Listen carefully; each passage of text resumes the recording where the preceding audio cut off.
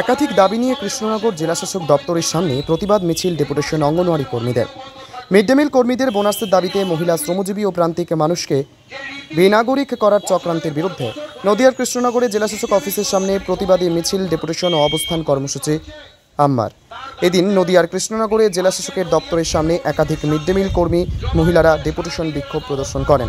তাদের দাবি, ভোটার লিস্টে ঠিক করার নামে মহিলা শ্রমজীবী ও প্রান্তিক মানুষদের বেনাগরিক করার যে চক্রান্ত করা হচ্ছে তার বিরুদ্ধে তৎসহ সরকারি আওতায় থাকা বাকি সমস্ত কর্মীদের মতো মিড ডে মিল কর্মীদের বোনাস দেওয়ার দাবি নিয়ে এদিন প্ল্যাকার্ড ফেস্টুন সঙ্গে বিক্ষোভ কর্মসূচি করে আম্মার সদস্যরা।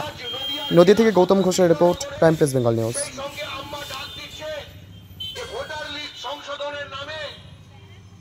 বিশেষ করে মহিলা, প্রান্তিক ও গরিব মানুষকে বেনাগরিক নীতিকে তারা আনতে চলেছেন।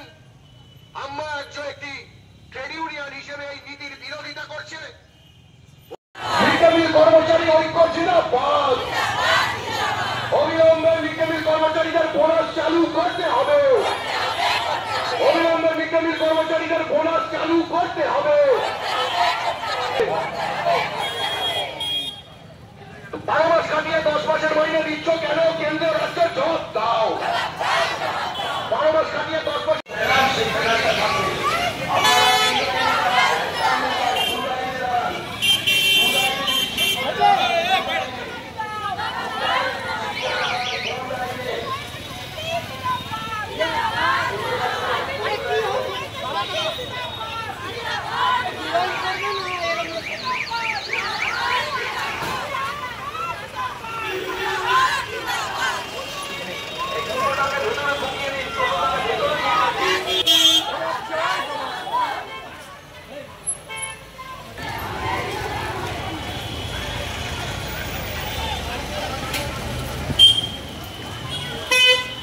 কারা এবং কি কর্মসূচি আছে? আমরা আম্মা সংগঠন থেকে এসেছি।